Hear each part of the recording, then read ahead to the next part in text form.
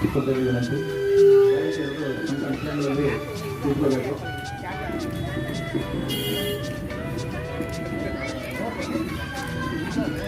ಅವರು ಏನು ಈ ಸಭೆಗೆ ಆಗಮಿಸಿದ್ದಾರೆ ಅವರಿಗೆ ತಮ್ಮೆಲ್ಲರ ಪರವಾಗಿ ರಾಜ್ಯ ಅಧ್ಯಕ್ಷರು ಕುಮಾರಸ್ವಾಮಿ ಅಭಿಮಾನಿಗಳ ಸಂಘದ ರಾಜ್ಯ ಅಧ್ಯಕ್ಷರಿಂದ ಗಂಗರಾಮಣ್ಣ ಅವರ ಕಡೆಯಿಂದ ಒಂದು ಸನ್ಮಾನ.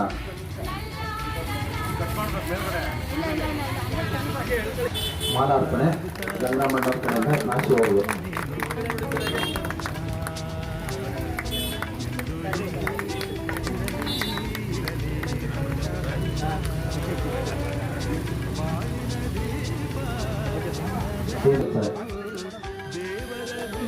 ಹಾಗೆ ಅಂಬರೀಶ್ ಅವರಿಗೆ ಗಂಗರಾಮಣ್ಣ ಅವರ ಕಡೆಯಿಂದ ಪುಷ್ಪಗುಚ್ಛ ನೀಡಲಾಗಿದೆ.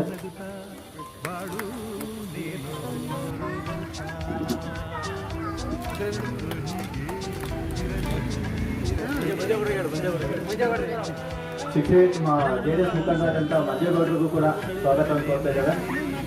ಹಾಗೂ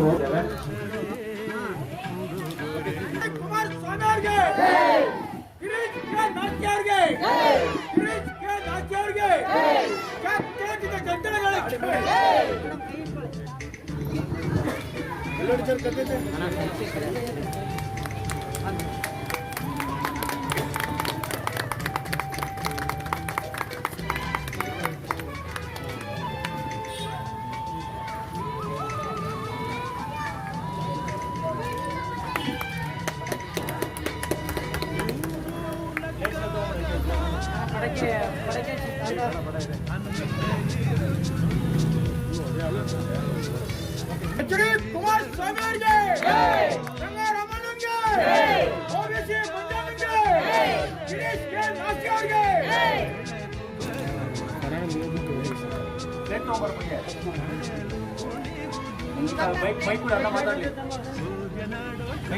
ಕುಮಾರಸ್ವಾಮಿ ಅವರ ಹುಟ್ಟುಹಬ್ಬದ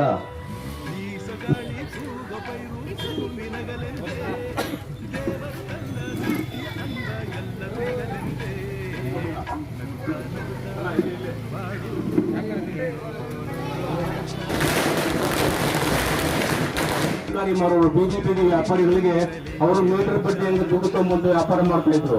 ಬೆಳಿಗ್ಗೆ 1,000 ರೂಪಾಯಿ ತಂದ್ರೆ ಮಧ್ಯಾಹ್ನ ಒಳಗೆ 100 ರೂಪಾಯಿ ಬಡ್ಡಿ ಕೊಡಬೇಕಾಗಿತ್ತು. ಅಂದ್ರೆ 10% ದಿವಸಕ್ಕೆ 10% ಬಡ್ಡಿಯಲ್ಲಿ ಬಂದು ವ್ಯಾಪಾರ ಮಾಡಿ ಪಾಪ ಅವರು ವ್ಯಾಪಾರ ಮಾಡಿ ಗಾಡಿ ಬಾಡಿಗೆ ಕೊಟ್ಟು ಲಾಭ ಮಾಡ್ಕೊಂಡು ಮನೆ ಎಲ್ಲ ಮಾಧ್ಯಮದಲ್ಲಿ ಕುಮಾರಣ್ಣವರು ತಿಳಿಸಿದ್ದಾರೆ. ಕೋವಿಡ್-19 ಇರೋದ್ರಿಂದ ಯಾರೂ ಕೂಡ ಎಲ್ಲರೂ ಸರಳ ರೀತಿಯಿಂದ ನನ್ನ ಒಂದು ಹುಟ್ಟುಹಬ್ಬನ ಆಚರಿಸಿ ಸಂಭ್ರಮದಿಂದ ಆಚರಿಸಬೇಡಿ.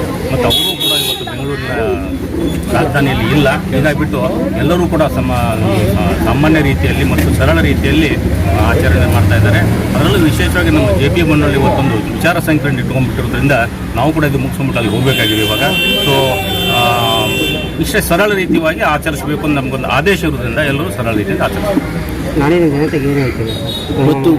ನಾಡಿನ ಜನತೆಗೆ ಕುಮಾರಣ್ಣಂಥ ಬಡವರ ಬಂಧುಗಳು ಇನ್ನೊಂದ್ಸರಿ ಹುಟ್ಟಕ್ಕೆ ಸಾಧ್ಯ ಇಲ್ಲ.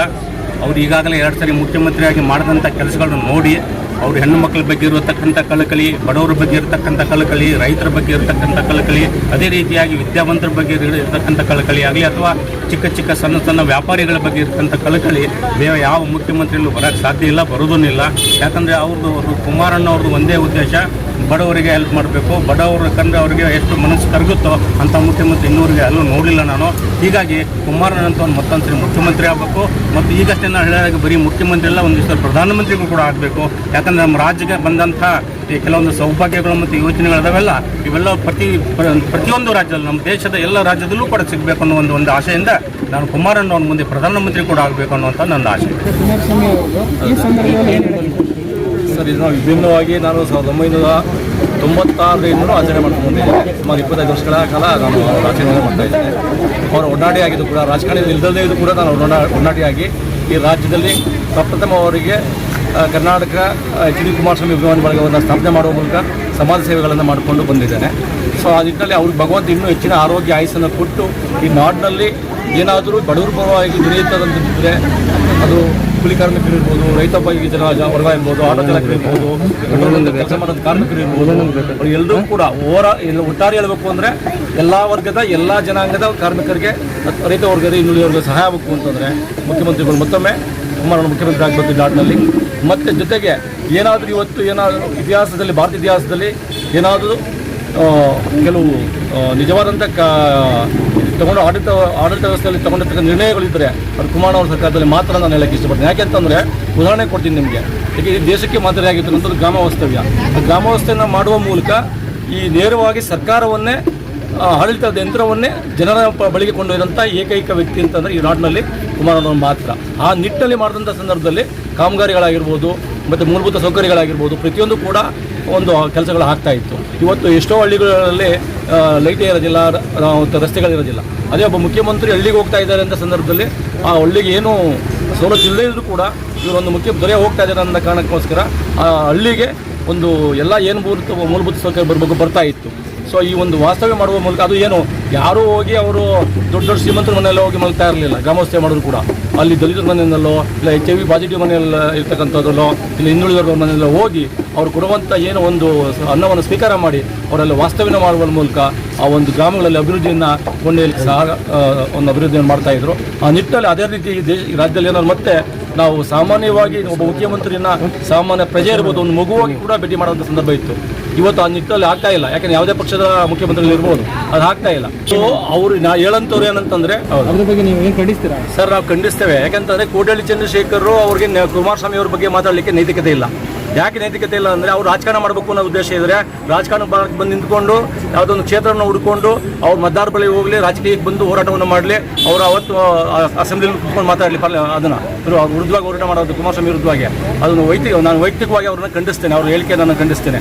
ಯಾಕೆಂತಂದರೆ ಅವ್ರಿಗೆ ಆ ರೀತಿಯಾದಂಥ ಕುಮಾರಸ್ವಾಮಿ ಮೇಲೆ ಇದ್ದರೆ ಅವರು ಬಂದು ಅವ್ರ ರಾಮನಗರದಲ್ಲಿ ಚನ್ನಪಟ್ಟಣದಲ್ಲಿ ನಿಂತು ಅವ್ರ ವಿರುದ್ಧವಾಗಿ ತೋರಿಸಲು ಅವ್ರ ಶಕ್ತಿಯನ್ನು ಪ್ರದರ್ಶನವನ್ನು ಮಾಡಲಿ.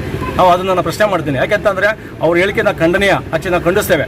ಇನ್ನು ಮುಂದಿನ ದಿನಗಳಲ್ಲಿ ಅವ್ರು ಇದೇ ರೀತಿಯಾದ ಹೇಳಿಕೆಯನ್ನು ಮಾಡಿದ್ರೆ ನಾವು ಅವ್ರ ವಿರುದ್ಧವಾದ ಒಂದು ಪ್ರತಿಭಟನೆಯನ್ನು ಮಾಡಲಿಕ್ಕೆ ನಾವು ಸಿದ್ಧರಿದ್ದೀವಿ ನಮ್ಮ ಸಂಘ.